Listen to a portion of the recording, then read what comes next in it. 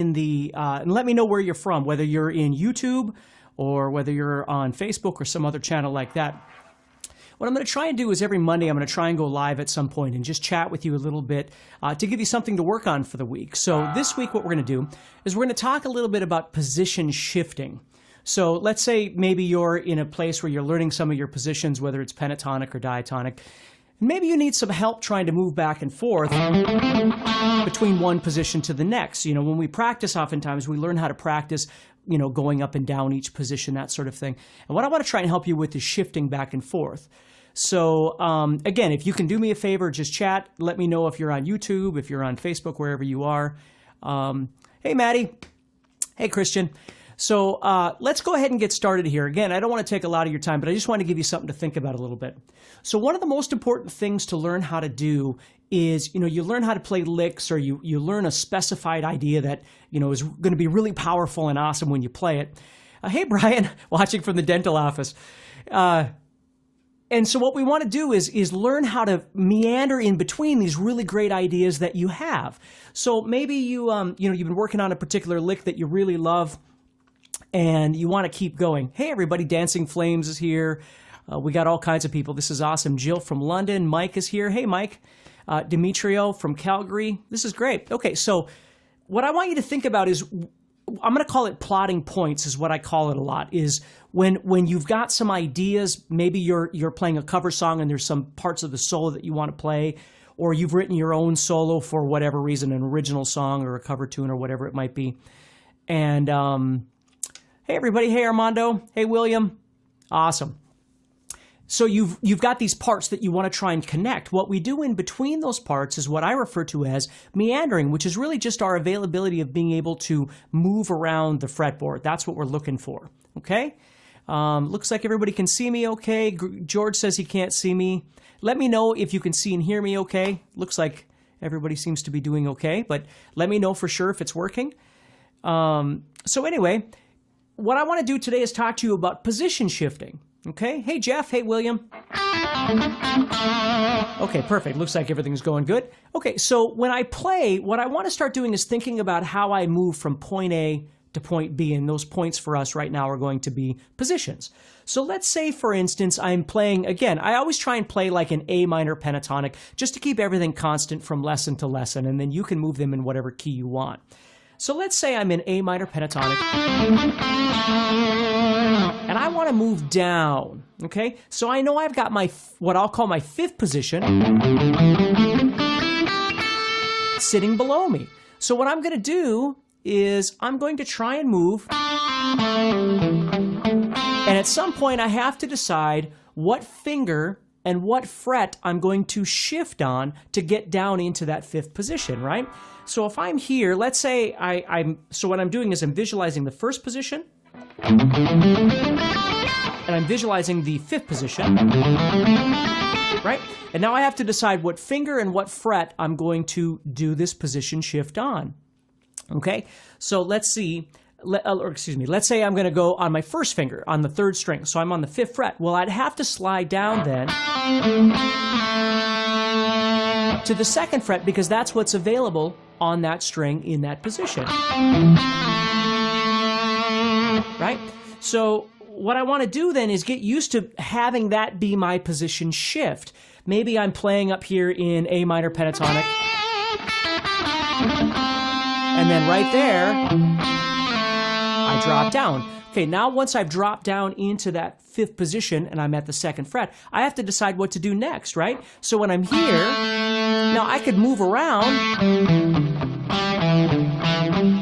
or maybe what I'll do is I'll just use this as an effect and I'll drop down into that fifth position, second fret, and then I'm going to slide right back up. Hey, Anthony. Hey, Mayo. Hey, Andreas. So I go to my pinky or my third finger, whichever one I want, on the fifth fret, which is now in this fifth position, and I'm going to slide, and now I'm right back home again in that first position.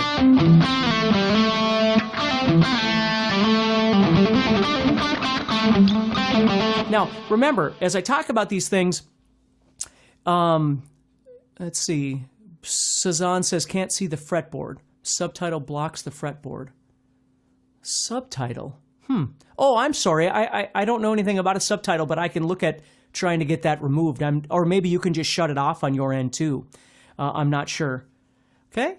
So the thing to understand is when I'm doing this, don't really worry about whether or not you are sliding or picking. That's a you thing, right? So don't worry about whether I'm sliding and whether you should slide. You know, I might play it and pick, but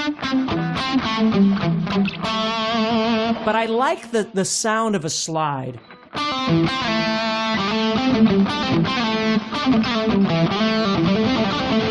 You see what I mean? So it's a really nice way of just being able to shift. And again, as I'm playing, I'm telling myself I shouldn't do that.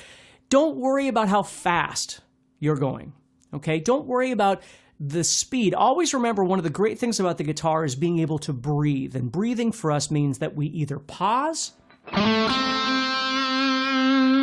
or we stop and take a breath. And we breathe, okay? That's how we breathe on the guitar, is we stop playing. So when I play, I might come down here and hang out for just a little bit, and then, thanks, Dale. Hey, Ben, thank you, man. You see, so I can breathe. Now, that's one way of being able to do a position shift, and you can do it on any string. If you were playing...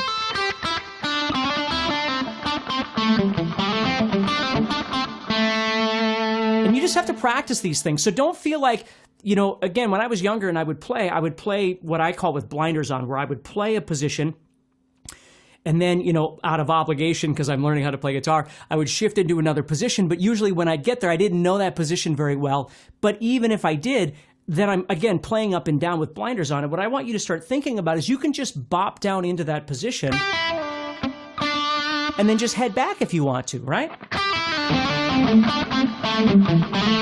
Whether you're physically sliding or whether you're shifting, right? Either way you want to think about it is perfectly fine.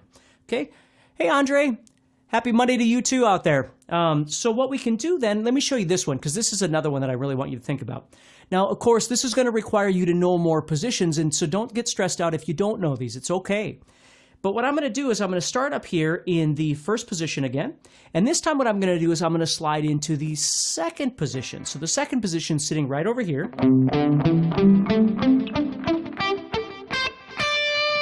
Right? So what I'm going to do is I'm going to slide in on the third string. So just like I slid down to the fifth position on the third string, this time what I'm going to do is I'm going to slide up, but I'm going to slide from the fifth fret. Hey, Dean from sunny Florida. We are not sunny here in North Dakota right now, so I envy you. Okay, so now I'm in that position. And again, I could slide in, and maybe I work that position for a while, or maybe I just go back into... See how I just turned around here. Good morning from the Philippines. Hey, nice to have you here. Where should you start learning scales? I would most certainly start with pentatonic and just learn one position of pentatonic, just the main position. The minor pentatonic, for instance, just the first position is a great place. Hello from North Dakota. Zamail looks like he's from Scotland. That's awesome. So what we're going to do here is as I shift up in here, I want to show you something else. What I could do, now I'm going to drop back to the 7th fret, and then I'm going to go to the 10th fret. So I'm working in the second position here, and watch this. I'm going to slide up to the 3rd position. So I went... And see how awesome those little slides sound? And you can phrase it however you want. Again, so much of this stuff that I'm going to try and talk to you about when I do these live sessions is not how fast you can do them. The problem, again, and I had a lot of problems when I was learning how to play when I was younger, but it's not just trying to do everything at maximum speed. Sometimes what you have to do is just take an idea, like even a slide or this position shift thing that we're talking about right now, and learn how to utilize it so it sounds musical before you start worrying about 35 other things. And I know that's hard to do, especially nowadays, you know, with all the wonderful content that's out there. I saw Ben was just on here, Ben Eller. You know, there's a lot of great places you can go for content. But don't get overwhelmed by doing too much content at the same time, because if you do that, then you wind up not really being able to use any of this stuff. Hey, Jack. So I want you to think about, you know, maybe, and I'll talk about this all the time, but use less content, but learn how to use it musically, right? It sounds like a Randy Rhoads solo. Okay, so let's keep going. So I just shifted up, and then I shifted up again, and right there I'm on my A. See, so I could play something. Sorry about that. I want to shift on my third string. I want to keep what I'm talking about. And then right here. Now I could go back here and go to my third finger right here where I just was and watch this. Again, subtle, but now I'm in the fourth position.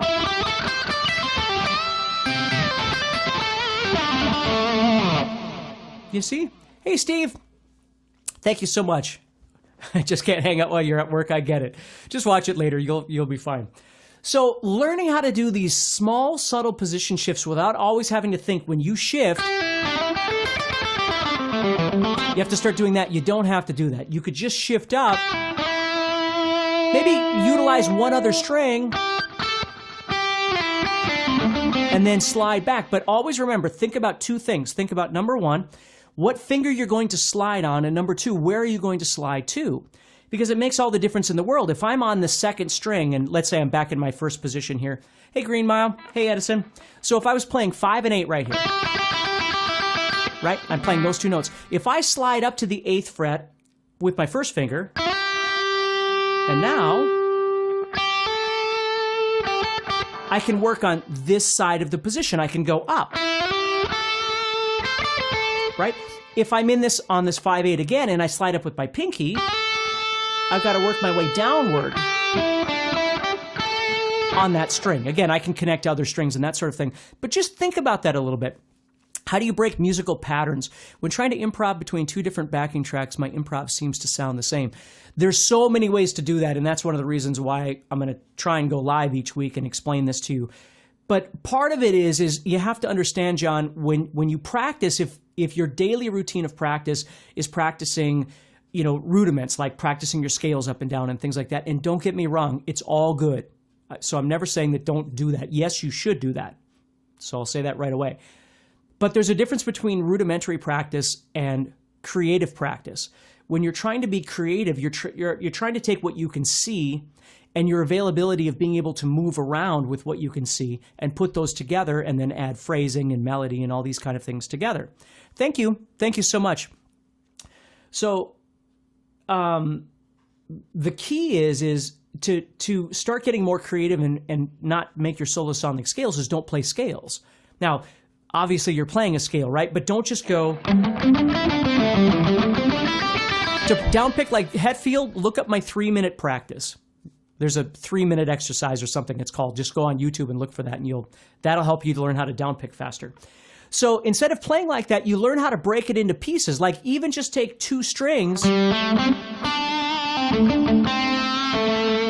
always think like Gary Moore. Like just take 2 strings, 4 notes, and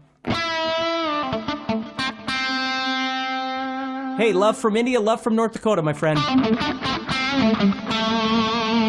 And you just learn how to try and sing with your guitar. And now with this little sliding we've got,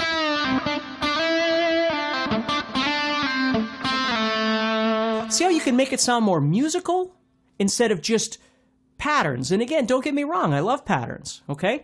But think about it. Thank you, Corey. You see what I mean? So that's what you start trying to work with.